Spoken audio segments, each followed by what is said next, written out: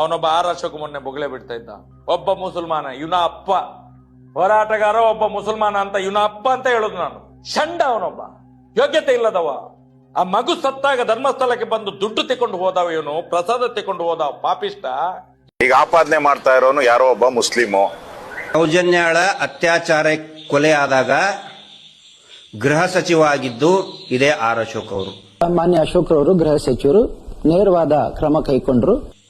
ಇವಂದು ಬ್ಲಾಕ್ ಮನಿ ಇದ್ರೆ ತಂದು ಕೊಡ್ಲಿ ಅತ್ಯಾಚಾರಿಗಳ ಕೈಯಲ್ಲಿ, ನಮ್ಗೆ ಅಗತ್ಯ ಇಲ್ಲ. ಹಿಂದುತ್ವದ ಬಗ್ಗೆ ಪ್ರತಿಪಾದನೆ ಮಾಡುವಾಗ ಯಾವ ರೀತಿಯಲ್ಲಿ ಪ್ರತಿಪಾದನೆ ಮಾಡಬೇಕು? ಅವನು ಕೂತ್ಕೊಂಡು ಮಾತಾಡ್ತಾನೆ. ವಿರೋಧ ಪಕ್ಷ ನಾಯಕಲ್ಲ, ನಾಲಾಯಕ ಅವನು. ವಿರೋಧ ಪಕ್ಷದಲ್ಲಿ ಇರ್ಲಿಕ್ಕೆ ನಾಲಾಯಕ ಅವನು, ಮುಟ್ಟಾಳ. ನೇರವಾಗಿ ಹೇಳ್ತೇನೆ ನಾನು ಅವನಿಗೆ.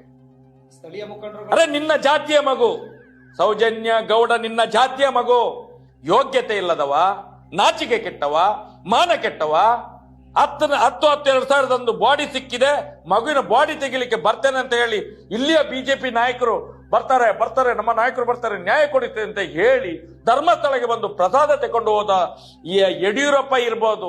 ಧರ್ಮಸ್ಥಳ ಕೇಸ್ಗಳಿಗೆಲ್ಲ SIT ಮಾಡಿದ್ದಾರೆ. ಮಾಡ್ಕೊಳ್ಳಿ ಅಂತ ತೊಂದರೆ ಇಲ್ಲ, ಯಾವುದೇ ತಪ್ಪಾಗಿಲ್ಲ. ಈಶ್ವರಪ್ಪ ಇರ್ಬೋದು, DV ಸದಾನಂದ ಗೌಡ ಇರ್ಬೋದು. ಧರ್ಮಸ್ಥಳಕ್ಕೆ ಧರ್ಮಾಧಿಕಾರಿಗಳಿಗೆ ಮಸಿ ಬಳಿಯುವಂತ ಷಡ್ಯಂತ್ರ ಇದೆಯಲ್ಲ, ಆ ಷಡ್ಯಂತ್ರವನ್ನು ನಾವು ಸಹಿಸೋದಿಲ್ಲ. ಆ ಷಡ್ಯಂತ್ರ